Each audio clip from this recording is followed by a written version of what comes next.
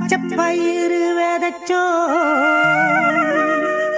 பட்டு பயிரை வளர்த்தோ, சருகப்பட்டு சேலை கட்டி வரிசையாக எடுத்து செல்வோம்.